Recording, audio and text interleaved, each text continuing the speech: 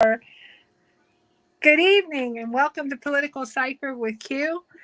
This is Quandra Gaines. I'm not going to be the host today. Lisa is going to be doing that for me.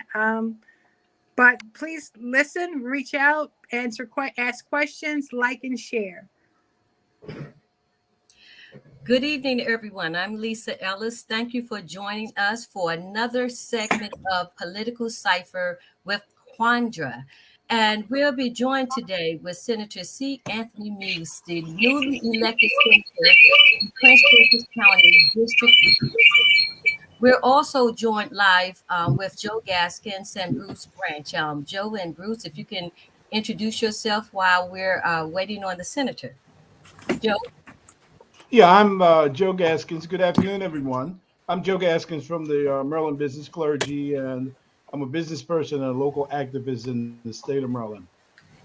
And I'm Bruce Branch, and I'm from the state of Maryland. I'm a community activist and an individual who's very concerned about what's happening in our community.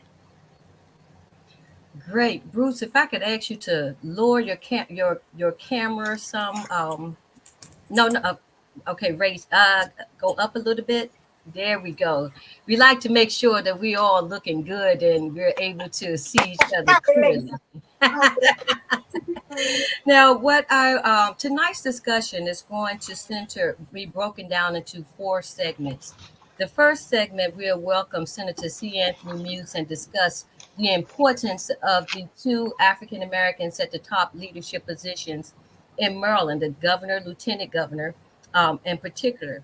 Then we would discuss issues with the Maryland school system, Baltimore City, and we'll recap on last week's discussion, ending the segment, the last 15 minutes, with a live business owner who's experiencing challenges in Prince George's County. So with that, while we're still waiting for Senator Muse, Joe, if you can open with a recap of last week's discussion. Of course, I can. On last week, we talked about some issues that were vital to all in the state of Maryland, and we really were elated that we're now a government that's going to have its first elected African American governor, as well as a woman of color, immigrant as well, Lorena Miller, and Wes Moore. We also talked last week about contracts, which you're going to talk about at a later date, within the state that we saw that were problematic. And we also talked about what was more prominent with individuals in the community, especially the business community, was fraud, abuse, and misuse from a governmental level. And so I think those are the topics that we're going to be once again dealing with today. So the first African American in the history of the state, of course, all individuals should be aware of, is Wes Moore.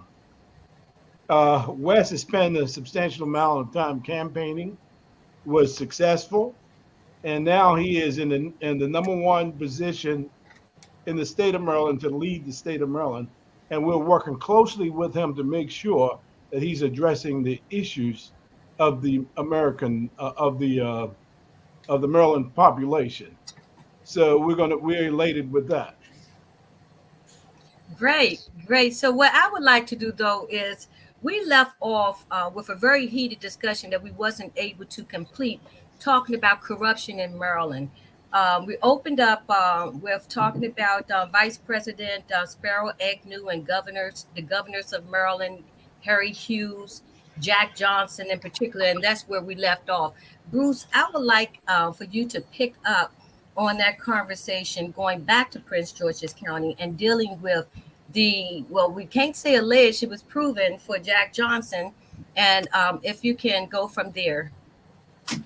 Yeah, I think Jack is a very interesting case because in his own way, he was pro-African American, but he was also pro-Jack Johnson, if that makes sense. And he felt in many conversations with him, he always felt that he was unfairly targeted because he had done many of the same things that others had done, but they were not as vigorously prosecuted as he was. And he's always maintained that it was his disdain for the establishment and his disdain uh, for actually white people. If you look at some of the tapes, he was very uncomplimentary to white people who had been controlling the county for many years. So, with that regard, I think there's a dilemma sometimes for African American leaders. Joe and I used to always tease each other that when people they go to Annapolis with the right intention, but is this if they get bit by some kind of vampire and they change? But We used to wouldn't you that. say though that people? I don't mean to interrupt, but I mean we're adults, and you're asking for the vote of your constituents, and then you make an excuse that well, other people have done it, but I'm not getting treated fairly. It's like, okay, so other people got away with corruption, and Mhm. and, and you did. But so does that I'm excuse not the casting a behavior? value judgment on it. I'm just saying what I have been personally told, and I think last week Mr. Haney he brought that to light in a little way. He skirted around it a little, but he brought that to light when we were talking about the airport. Uh, how why are we going after this guy? Even though they broke the rules, there he was in a position to break the rules. Why we just don't turn the other way? And I think that's a dilemma for a lot of African Americans in power. Maybe Senator Muse can address that, but I think that's a dilemma as you evaluate their service to the people. They go up idealistic, they want to do what's right for the community, but they start to get pulled a lot of different ways, and money is enticing. Although You know, our people seem to go to jail for small amounts of money. I'm sorry. Accountability, wrong is wrong. And I don't care what color it comes in. If you're wrong, you're wrong. I think one of the main reasons we have a problem with voters turning out to vote in this country is because there's an accountability issue. And we as a people make excuses for poor behavior. And we shouldn't. If we want good elected officials, then show up, hold them accountable. And when they step outside of the line of what they promised to do, vote for someone else. I'm sorry, Joe. What is your take on that? Yeah, I agree with you. I kind of compared to my children growing up and going to school, and then I'm pressuring them to do well in school and get good grades. And in fact, for them, I put in a system that they were accountable, and if they were accountable and made good grades, then I paid them. I think $10 for every A, $5 for every B, and $1 for every C, and You and see, that's the he had way. money, Bruce. And look, but I but would be but broke I, if I did that with Maya.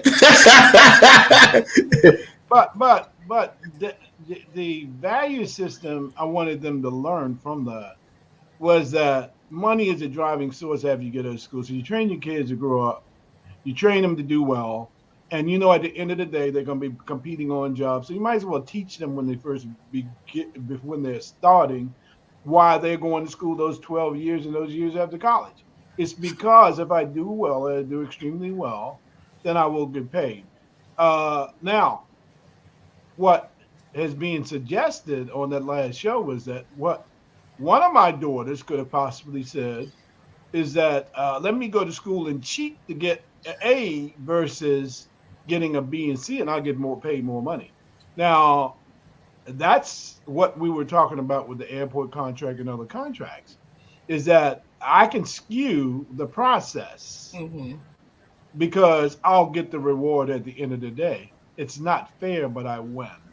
And which is the worst thing that you can teach any individual. And I think that's what's the driving factor behind Donald Trump is he's a win at all costs, and he'll cheat, do whatever that's necessary to do that. And if you build a world of those kind of individuals, then I think we'll have a society that drops out because things are unfair. Uh, and in this particular case on this contract, when we were discussing that, we were talking about one entity. As I researched it further and found out that it was not only his company, there was three other companies that were African American individuals who were also bidding on the project. So what was suggested is that treat him well because he's an African American. But what about the two other African American companies that were part of the competitive bid process and who could sing that same song about I've been abused by the system, but you going against me, who's competing against you? Is it fair for you to get an inside because you know one of the most powerful contract lobbyists, and you Yes. know the governor, and you know the comptroller? Is it fair that you know the director of the airport and you can get him to lean your way? Is it really fair? If my product is superior, I can compete with anybody. And I Exactly. think and I think we learned that well with Wes Moore competing on a fair ground. And Absolutely. and other individuals who are African Americans who won despite not having a majority of African Americans in the state of Maryland. That shows you that the system is working and working well in the state of Maryland without cheating. Ethics is a big issue. With Donald Trump announcing his run for the 2024 presidential as a candidate, that was alarming to me. But I mean, totally alarming. It was political analysts and pundits today analyzed his three runs and what he had in common. And I can align the common factors that he had with one, self-serving. Two, we're talking about a misogynistic person and the values that he have that is not common with the majority of Americans, that has been proven. And the line that with was what has happened across the state of Maryland, but particularly in Prince George's County. And in Prince George's County, we saw corruption, self-serving individuals that literally spent 4 years on the county council, 8 years on the county council, looking to extend their jobs instead of serving the people. I don't want. That's a problem for me, and I'm going to take a break right here because we were just joined by my dude, Senator C. Anthony Muse. You are official. Congratulations! What's up? Thank you. Thank you. It's Congratulations! good to be on. Good to be on. I Yes, see some of my friends on, Reverend Bruce and Joe. Good to see you Yes. all on. If there's anyone else on and I can't see, I apologize, but I say good evening to all of you. It's good to be on tonight. Senator, we are so excited that you are rejoining the General Assembly, and we want to open up the floor for you to give one an overview for those that don't know but should know the great C. Anthony Muse. But to give us an overview of you, your candidacy, why did you want to come back to the General Assembly, and what was this race really like for you? We'll get to that part in a few minutes, but give us the rundown. Well, just in case there are some Baltimore people on, I am originally from Baltimore, and that's where I was born and lived there until I was 11 years old. My family broke up, and I ended up in and out of 11 foster homes, and some of them were abusive. So I often ran away from those homes and slept downtown Baltimore on the streets. And when I could steal a sandwich or something from Lexington Park, not because I wanted to, but because I had to eat. And then finally, the neighborhood pastor there, who was Reverend George Stansbury, who was pastor of St. James United Methodist Church on the corner of Monroe and Lexington, took me off the streets, found out I was homeless, and actually adopted me and took me in, and they became my family for the rest of my life. He was a great preacher, and he was one of those preachers who was involved in the community. And I loved him so much, and I looked up to him because no man, no father, no anyone ever took time with me, let alone allow me to be their son. And so I wanted to be like him. So I chose to go into the ministry just as he did. And I went into the United Methodist Church, into the United Methodist ministry. And when I was 26, I was working on my doctorate at Howard. I did my bachelor's at Morgan, my master's at Wesley, and my doctorate at Howard.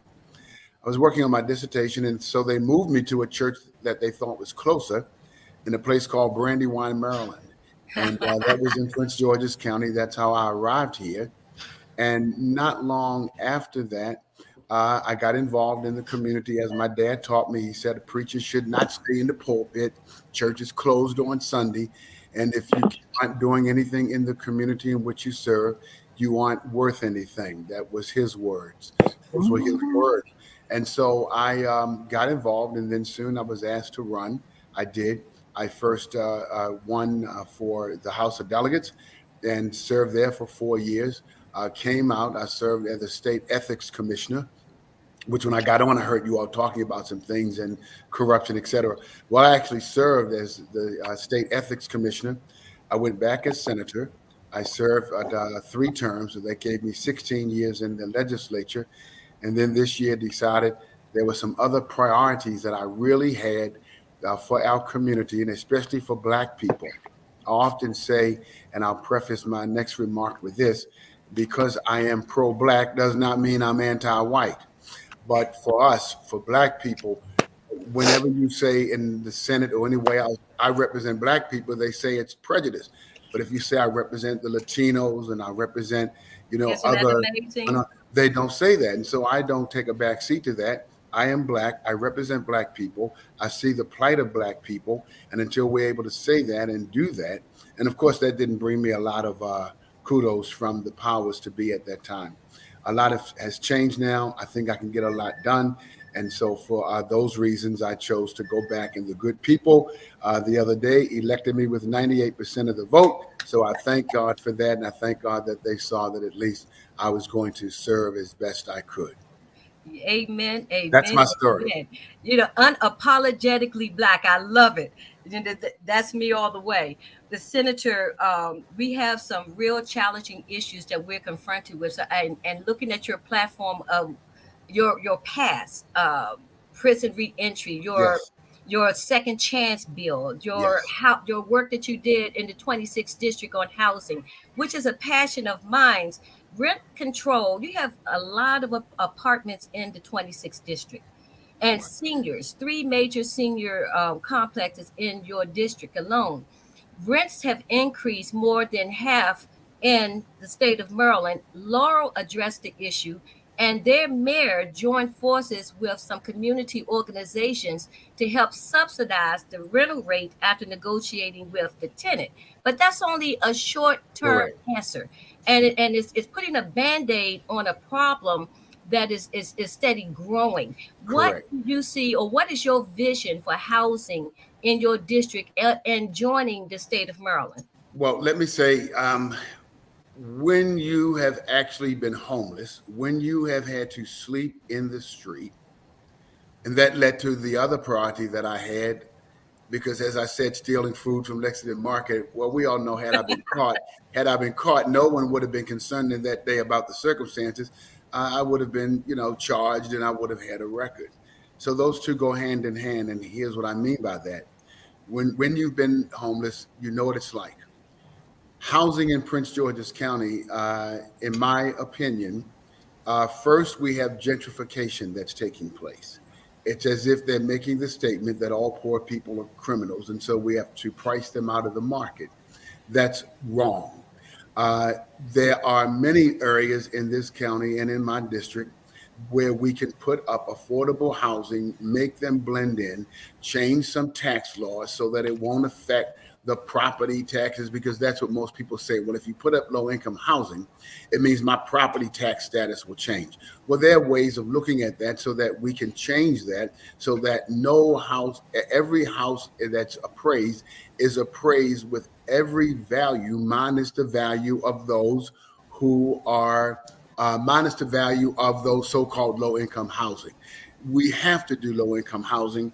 We don't do it because it's been it's noted among developers and others in our county to gentrify, make the county white again for a number of reasons, for political reasons, so that you can get other people elected, for economic reasons. There are many reasons, but none of them are applicable. We need affordable housing. When I was in, one of the things I was very proud of, was the Second Chance Act. And the Second Chance Act, and particularly the expungement came about as a result of the amendment to the Second Chance Act that I put in. I got all kinds of, bad press, trying to do this for criminals, et cetera, et cetera. Well, in my other life, I'm a preacher, and I know that people can change. And Yes. I was sitting in my congregation with people who have been deacons for 30 and 40 years, did something wrong when they were 20, and it was still on their record. And they were things that they couldn't do. They were trying to be small business owners, but they could not apply for grants, and they couldn't apply for contracts because that one thing 40 years ago. So I authored the Second Chance Act, and I authored the expungement bill, so that we could at least start somewhere, and I want to continue that. So with housing, I want to address it from the perspective that we have seniors, we have families that are just starting off. We should be helping them. If we can give $1 billion to National Harbor, we can put money aside in this county, in our county, for people who want to live here. All are not on the same economic level, but they're looking for homes. They're good people, and that's what I want to continue to fight for. Oh my goodness, that's wonderful. Maryland doesn't have a rental cap. The big issue here is that investors have taken over in 2021, invested more than 40% of the inventory of new houses and apartments due to COVID. And with that, it drove down the inventory. So now the rental rates have increased. Maryland is not a state that have rent control laws. Correct. So we need rent control laws. And I mean, I'm not opposed to investors and business owners making money, but you have seniors that could not afford, whose rent originally maybe $800 and something, as it was quoted in the Washington Post, doubles to $1,600, making it totally out of reach. And the compromise was $1,300, which law is subsidizing that. These are rates that's gouging the community, and the state has a responsibility to put rent control laws or to help its citizens and voters to be able to live, or they'll be exiting the state. So correct, you know, and I do not at all agree with, it's going to take money out of our budget. Well, everything takes money out of the budget. And when you look at some of the other priorities that the county may have, we really do have the money. We have to simply prioritize. I sponsored the rent controls and then rent stabilization is what I called, in order to get it through the House, so that at least we could discuss it. I did come up with a bill that was for seniors. I came up with a bill that was for seniors, and they didn't do it. The compromise, they said, we'll give a one-time $800 to all seniors. Okay, that's nice. It didn't really do anything. It was the best I could get out of it then. But as I said, the players have changed down there in many ways since I've been there, and I'm hoping to be able to put these bills back in. And now that I know there's another part of the county doing it, I'm going to partner with everyone from here to Baltimore to any place I can where they have the same issue. And hopefully we can build a block of people together that will come and support me when I put that bill in. That's wonderful, because the Maryland business clergy is taking the lead on building a coalition and working with politicians to do that. Bruce, would you like to chime in here as a Maryland business clergy member? Can you hear me, Bruce? I was listening. First of all, congratulations. Yeah, huh? I hear you well. Can you hear me? Yes, Yes. we hear you. Yes, And I see that Maybe head. I'm we messing can up. hear you. Okay, you got it, Bruce. What do Go you on and see? talk. We can hear you. Let me respond to that. What do you see, Senator Muse? What do you see as the most, most important issue? And we Bruce, you're having what'd you say, technical. Joe? Yeah, your system. Let me Oh, y'all respond. can't hear me? I don't know why. No, let me respond. What, Senator? What do you see as Okay, the go ahead, most Joe. important? Test. What do you see as the most important issues that have come before the General Assembly during your previous term of service? What are some of So, the issues in the past? let me start with local rather than start with general, because we hear maybe 1,000 bills each year, and maybe we vote 400 or 500 of them out.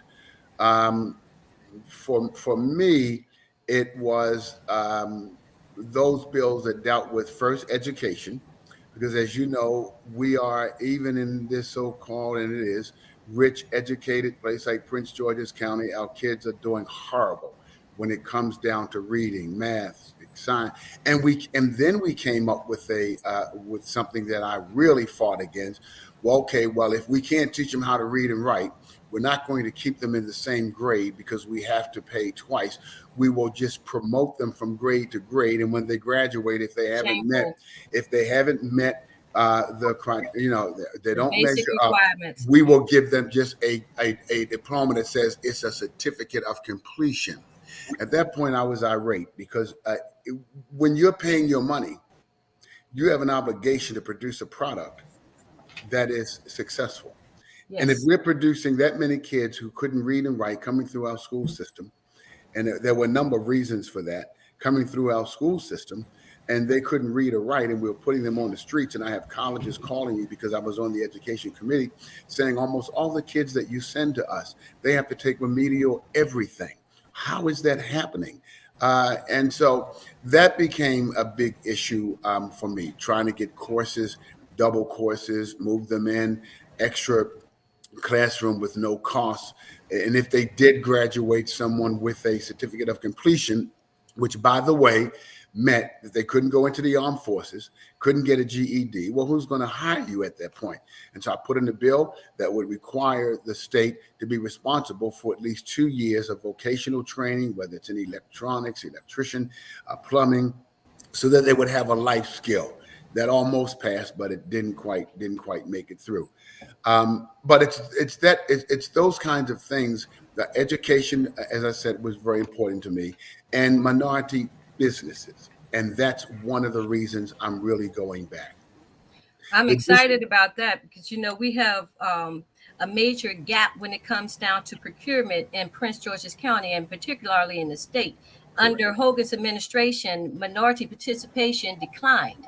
And that shouldn't be in a minority majority county like Prince George's County, Baltimore City, and Charles County. Bruce, would you like to comment on that or add to that? Do we have you in full voice? I was trying to get on. I can hear you guys fine. I was trying to get on my phone, but education is a major issue. I wanted to ask the senator, how do we overcome not only the deficiencies in our system, but also overcome COVID in dealing with our system as well as the school violence? Let me try and unpack that as I've heard you. Number one, when it comes to minority participation, it was not, and of course you didn't expect that much from a Republican administration. But my problem was when we had a Democratic governor, they were not sensitive at all to minority concerns and minority participation. Our own party, the Democrats, were my worst enemy when it came to that. In Prince George's County, we should be having as our goal, which is what I've stated to the county executive. I stated it to Westmore. I said, if you're going to work with me, here's my first priority.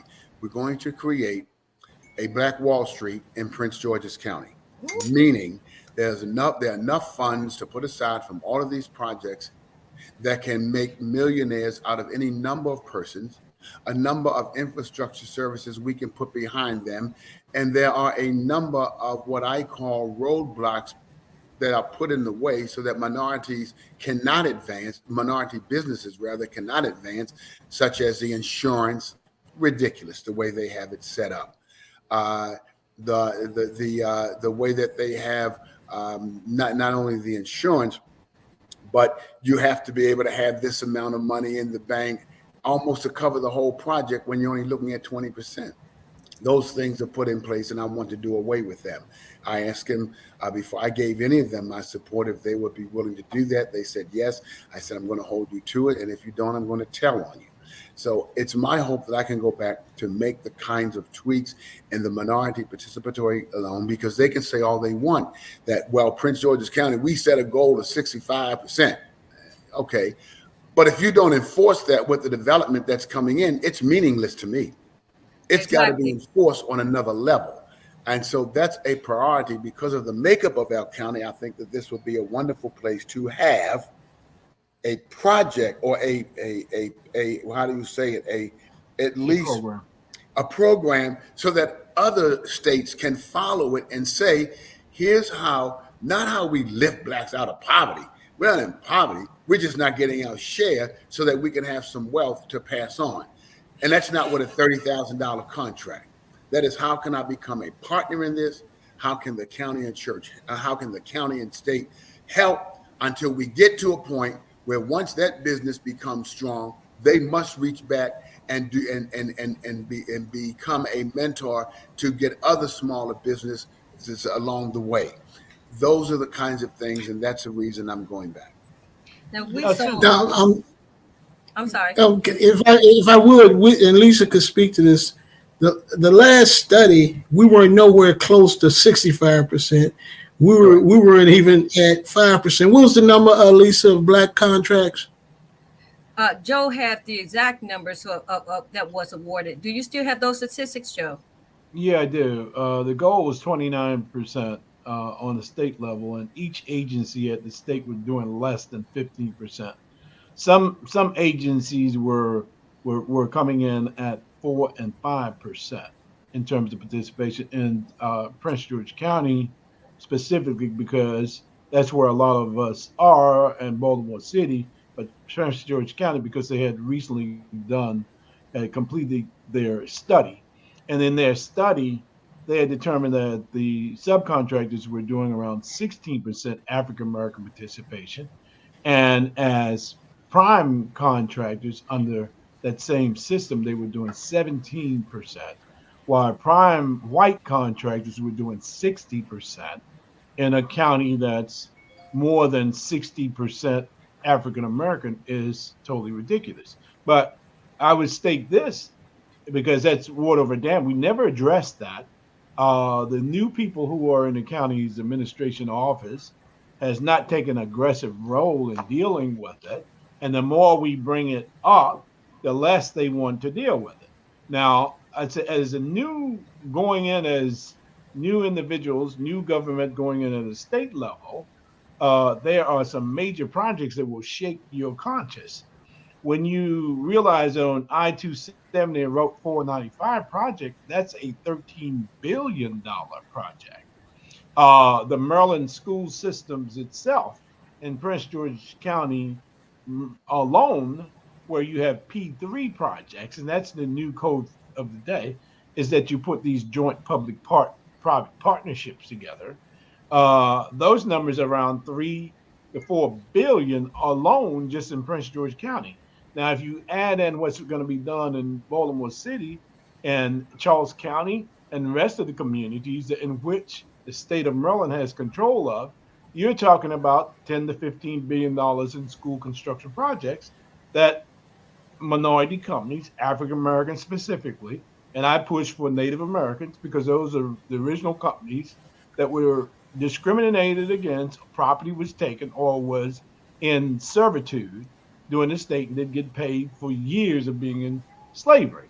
And if we're going to correct discriminatory practices and change the system so it works for all, we have to get them involved in economic structure.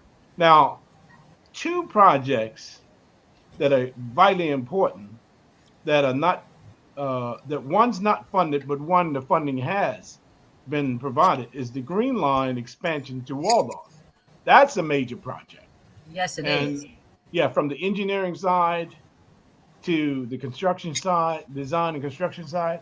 And the second project that I think the governor has said, Governor-elect has said that he's going to focus on is the Red Line construction for Baltimore City, which would totally revitalize Baltimore City. But again, if the black companies are left out of the procurement process, and we only become consumers again by using the system and not, by not benefiting for the construction, it's an unfair playing ground. And the senators hit on that with these barriers in bonding and financing. And we have financing vehicles in the state already that comes through commerce and comes through Stan Tucker's program that can trigger major money being provided for these companies that are not prime contractors to date, but have capacity to participate if they have access in the vehicles and the necessary access to the vehicles, which makes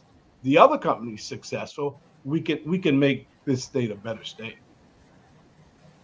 Now, Senator, we've seen in the disparity study I'm also Joe. that the barriers to those successes were communication, low marketing, low notification to the public.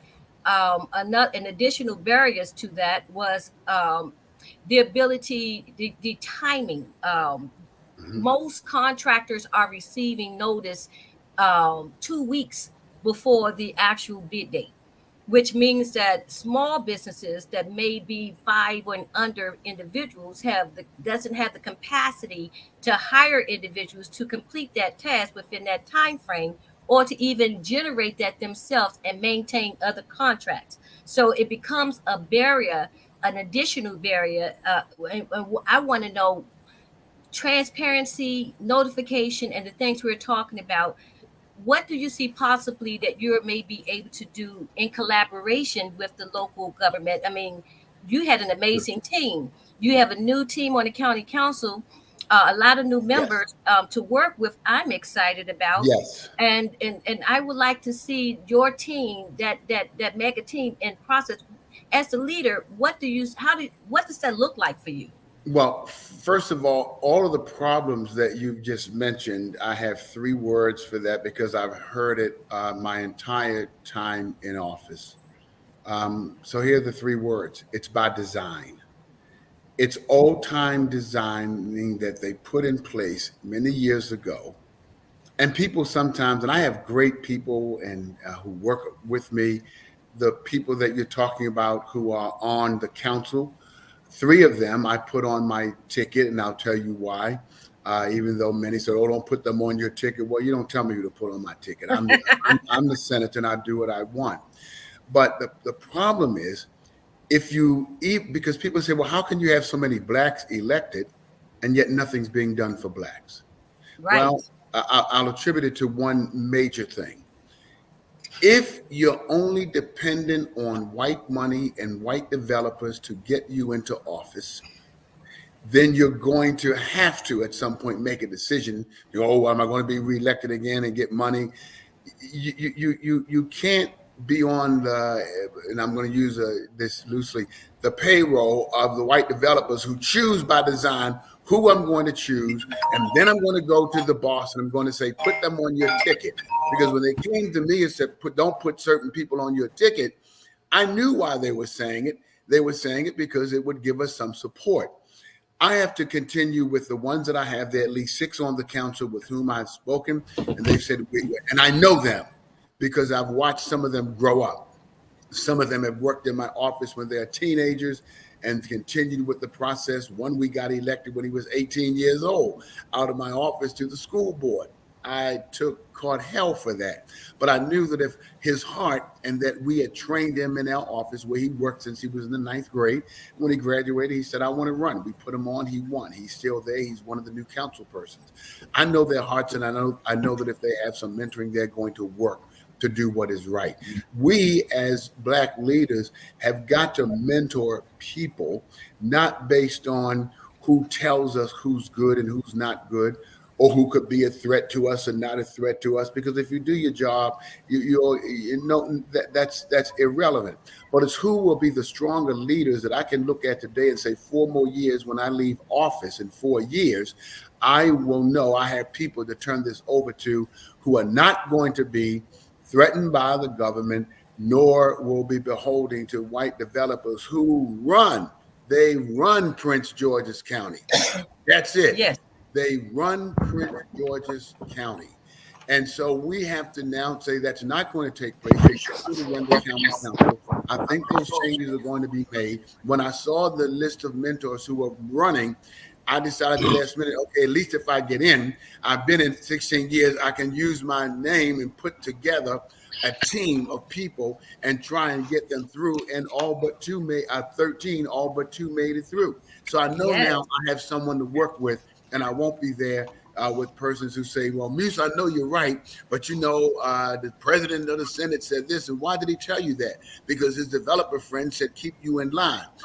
We can't do that, nor can we elect people like that. So I'm very happy to see, as the younger ones are coming in, I need their energy, I need their loyalty. They need at least some of my wisdom from being there for a long time, and they're going to make it. They're going to make the changes. Absolutely. Senator, can I say something real quick? Yeah. You know, they say even a broken clock is right twice a day. And it seems like we keep going through the same thing over again with a system that's broke. I point to MGM, and I point to an individual that was very, very, well, for lack of a better word, mean to you during the campaign, Mike Little. We should have received more than we got from MGM. What is going to make things different now? I mean, I can remember meeting with Mr. Little and him telling us, you know, you guys should be happy with a little bit rather than a whole lot. And I think that's the mindset of the people in Prince George's County. It is. And I can say this about Mr. Little because I've known him for a long time. I've known him and that will stop in a moment. I've known him for a very long time. And sometimes what they're really saying is, as long as I can get something for me. Mike Little is, and I can say exactly what the situation was. He had a little project. He thought he was going to get some money, and they said, don't let C. Anthony Muse get elected because he's going to go start talking about this minority development process and all that sort of thing. And we'll give you more if you can really work against him to assure that he wouldn't be elected. At that point, he had been a friend of mine for a long time. He tried to get everybody he could to run, and then he did find someone and ran them. But it Mike Little. If you look at the funding, the money was passed on to my opponent through the white developers. What saved me was that, thank God, I had a little bit of money on my own, and I was able to put my own money in and overcome whatever money they had put in. But everyone can't do that. You have to expose people for who they are and not be afraid or ashamed. You have to build up a group of persons who will support such persons in the Black community when the white press, and I've caught it from the Washington Post, and I know why, down through the years, I've caught it through many media. I'm a bad person. And no, I wasn't a bad person. I was simply saying, give us what is ours. I was getting a little strong, and you had to tried to take away my influence by printing something and printing it in other minds. But when you can reach into the Black community and take someone like a Mike Little and cause him to go against someone who, by the way, I was responsible for a lot of things that I had to go to bat for with him. Because these guys said, no, and we need you to be the face of this. That's what he did. People like that, we need to call out by name.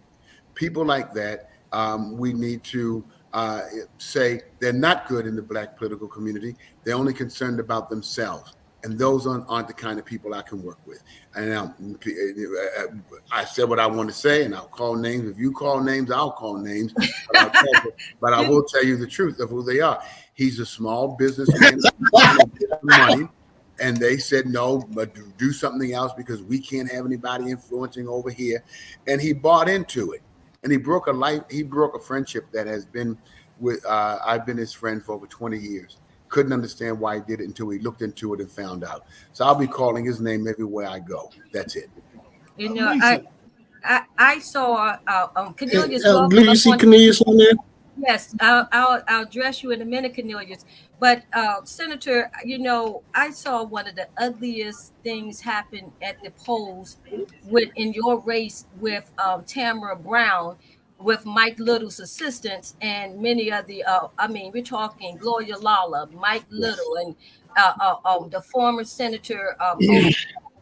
The folks that circled around to push a lie as a female. Correct. My rights at stake right Correct. now, under attack, to have a false statement or accusation put out was totally unfair.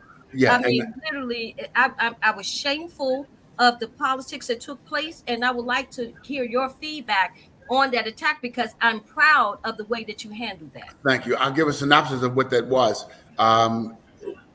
They put out flyers that were paid for by other people. When the Supreme Court made the decision of Roe versus Wade, they thought, okay, here's a man running against a woman, so here's what we'll do. So Michael, Senator Gloria Lawler, Senator O.B. Patterson, who again, I love them. I'm proud of some of the things that they've done, but I've not been proud of the fact that everyone else runs them and the white folks tell them what to do. So they came up with, we're going to mail to every household that Muse is going to take away your right to reproductive rights. They sent it to every house. Then others, a few other unions got involved, and they sent out robocalls to everyone to try and frighten them. That was the only thing that they could think of. Couldn't think of anything on my record. Couldn't think of anything else. I'm great, and I decided not to address it at all. My voters knew who I am. I've got a whole history of voting on that and other issues. And so I was able to win anyway. But here's my point. When they come into our community and can say, well, as white people, we can't go in and say they're bad. So let's pick some Black people. Let's offer them something in return. And let's all turn on him and try and get others to turn on him from within. Then that can be detrimental. In my case, I won anyway. And so it didn't matter. But I would not want to see them continuing to do that. So I will call out their names wherever I go and say, do not listen to them. They are liars and they will do anything for a few bucks. End the story, whether people like my bluntness or not. It is what it is. I don't owe anybody except the people who voted me in. I don't need money. I don't need anything from anybody else. I will do what I want to do. And if something is detrimental to the Black community, I will say it, I will tell it, and I will call names and let the chips fall where they may. Senator, they say when you go low, when they go low, we go high. And I applaud you for that. And that rolls us right over into our ending segment in our last 15 minutes. Lisa, before you go there, while we're on there, we had one item that was vitally important. Did I miss and it? That's further along the lines that Senator Muse was talking about. I'm sorry. And it's ethics. Now, Monique Anderson Walker was found on August 17, 2021 to have violated county ethics rules by voting on council resolutions that financially benefited the White Rose Foundation. And the White Rose Foundation is the charitable arms of the Links Foundation, which she represented as a broker from 2018 to 2020. Correct. And by hiring an employee at her brokerage firm and also in her council office. Now, the case came before the Board of Ethics for Prince George County, Maryland, in a closed hearing on June 7th and the 8th in 2021. And the council member Walker, who is the principal broker of Ordelou, a commercial real estate advisory services business located in Oxon Hill, Maryland, in your district, worked as a broker for the White Rose Foundation. And that White Rose Foundation was headed up by who? Former Senator Gloria Lawler. It is also the charitable arm of the Prince George County, Maryland chapter of the Links between the years of 2018 to 2020. Now, the White Rose Foundation Inc. funds through their nonprofit component, funds and provides innovative empowerment programs in health, education, and arts for underserved women and youth, primarily in Prince George County, and is under the care also of Gloria Lawler. The Board of Ethics found that the council member Walker voted on resolutions and recommended a White Rose Foundation receive $350,000 for a Suitland location there, and funnel that money back from one entity back to the other. And it recommended that the White Rose Foundation, headed by Gloria Lawler, she recommended that they would receive $405 additional $1,000 in funding, as well as receive a payment in lieu of taxes agreement for that project. Now, in summary, for the people who don't understand the intricacies of government, that meant basically this. Monique Walker sent grant money to Gloria Lawler's nonprofit, the White Rose Foundation. Gloria sent the money to the Links to purchase real estate, a building that Anderson Walker's firm is an agent, and receive a commission for the sale. So that's the kind of shenanigans that's taking place in our local government, and it needs to stop. So I just wanted to stop, Senator, and to have you to address that for a little bit. Let me just quickly sum it up this way. That is an ethical issue, and because I was a member of the state, I was a commissioner. I was a state ethics commissioner. What I'm waiting to see them do, I know the case, and in short, money was sent to. You called the names out, so I'll just to Gloria White Lawler. Rose Foundation. Yes. Money should not have been passed that way with the building that was purchased, in which this particular council person who voted for it and pushed it. She was also on the real estate agency, so she got money back for selling a building, et cetera, et cetera. But there's more involved to that. If the State Ethics Commission, that is what they are supposed to move on to from the County Ethics Commission to the State Ethics Commission. I'm shocked that it has not been moved on. I'm waiting to see if they are going to do it. I do have a copy of it. I have a copy of the complaint. I have a copy of the entire charges that were brought on the local level. I'll be glad to send that to you or anyone else, because if I don't see them pushing it, I'm going to turn that in. We can't have this on any level, and especially among those of us who get elected. People see that it was covered, and because of campaigns or whatever, it was covered up. But the ethics board actually found them guilty of violating the law, in which you vote on a project for your friend and you get money back and weren't really sure. And then no one knew that White Rose Foundation was the foundation, the LLC of, you said it, Gloria Lawler. All of that should have been sent to the Ethics Commission. I don't know where and why it was not.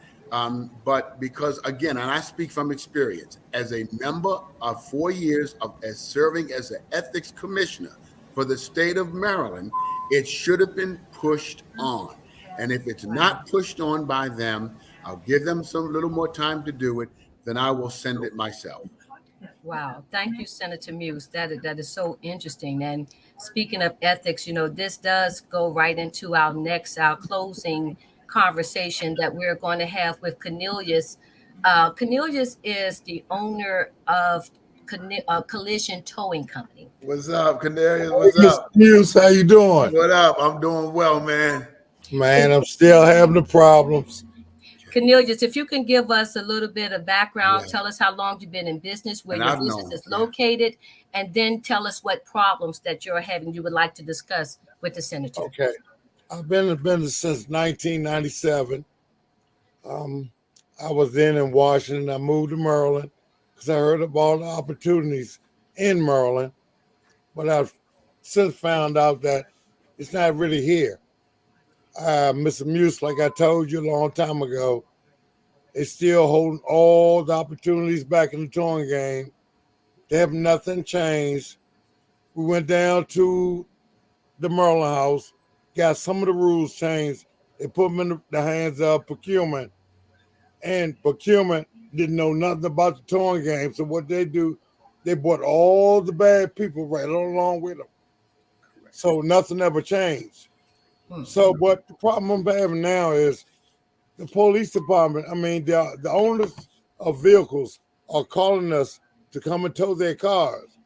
And the police department is telling our cranes that we pay license on that we cannot tow these people's cars because we're not on their list. Well, AAA, Geico Motor Club, and none of them companies are on their list. But Correct. you pay for this, so why can't you use what you pay? Correct. I mean, And then- I Sir? remember you came to my office. I think you came to my office with the issue with the towing and with the police, and I called the police chief in, if you remember that. And what I found out, and I did, and here's the law that I put in relative to what, if you remember, because you walked me through that, we have institutions like the Police Department, Board of Education, others, in which contracts have been held by certain people from their grandfather to the father to the son.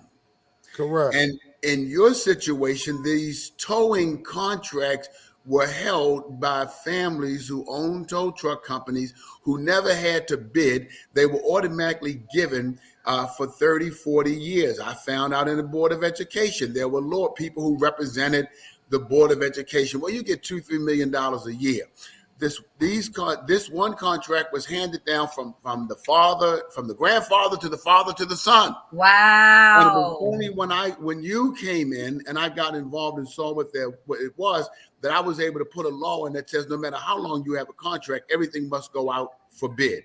But this is what they were used to doing in Prince George and Georges County. This is why I was not their favorite, but I did get that much done and got them to break up and look into, the whole towing situation across the board. I remember your situation. Well, Mr. Muse, let me tell you what happened. I talked to the lieutenant that works underneath the chief today. She told me she was going to investigate something that I called her about. Then the guy calls me, one of them old timers. He called me from the towing coordination. He tells me, well, you showed up and the man didn't have your phone number in his phone. What? That's the reason why you can't tow it, because you don't have, this man didn't call you because he doesn't have your phone number in his phone. Well, anybody could have called me for him. Why does it have to be in his phone? That's right. That's a rule. What kind of rule is that? Well, it's what they want to say to cover it, and give me 2 months and you come back to my office. I think you when I talked to you, it was my last year in office, but I think we held a meeting with you, the police chief, to address it. They said they were going to address it, but to be sure that they would, at least I was able to put the bill in that says you will not pass down a contract. In other words, we're talking about generational wealth made off of taxpayers' money when you pass a $5, $6, $10 million contract from the grandfather who then has a son take over, and then the son has a son take over. That was absolutely what I found out as a result of your coming to me and saying that. Well, Mr. Muse, this is what I asked that they do. At least let the office put a memo out and allow the owners to have a right to pick and choose who they want to tow their car. Correct. A woman, say for instance, I don't have a job, but I have a friend with a tow truck. When they tow it automatically, you got a $300 bill in storage at $75 a day. First of all, I don't have a job, so you just took my car. Right. You literally stole my car. Right. That's what you're doing. Right. And the police are going to say, well, it doesn't matter because we're going to use our own cranes. Well, sir, I have a crane that can tow my car. Well, forget your crane. Your crane isn't my crane. Sounds like a pay-to-play move to me. Wow. That's what it sounds like. It is. I have a tow truck, but my tow truck can't tow my car. It has to be one of your cranes. First of all, when did y'all start on the cranes? Correct. That's all I want to say. Am I saying something wrong? You are absolutely, and I'm embarrassed to say it, but you're absolutely correct. I know. And hopefully now that I have at least a team of people that I put on my ticket and I financed as an alternative to other people choosing who the Black leadership will be. And again, out of 13 of them, they're I got them on the council level. I got them on the House of Delegates. I have them in the Senate. So I go in now with a group of people that I've been able, just because of longevity and knowing the ropes, to not ask any of them for any money, put a lot of my own money into it, put it together, and we got them elected. Those are the ones that I want to sit down with who can do and go further with it than I was able to go. Mr. Muse, I know you're busy, but I want to say one more thing. Me and Mr. Bruce had a Zoom meeting with the chief. He told me and Mr. Bruce that he was going to open back up this list. Still, it hasn't been open. Still, you got 40 cranes on the list. And by God, thanks to me, you have now 2 Black companies on the list. But they wouldn't put me on because they claim I started the bullshit to get the Black people on the list. You follow me? Unless something is done by legislation, and that is what here are my hopes, and I'll stop with this. My hopes are, because new people are in, my hopes are because we have a first minority Black governor who had to fight his way up in a political arena, and because we have the first minority as lieutenant governor, that I will have someone to go to say, help me get this done, and I won't have to fight them to do it. Right.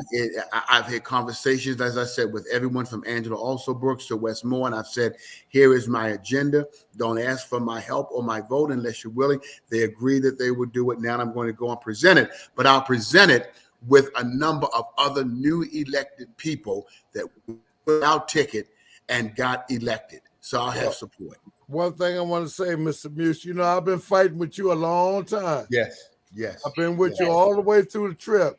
Yes, you have. Gentlemen, we are 2 minutes over. Yes. We're going to bring in our closing. And I hope I've kept my word with you, if nothing else.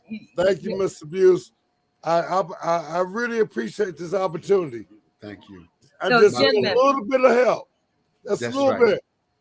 Come see me as soon as I'm sworn in. You get down there in 2 months. So we're looking forward to a party.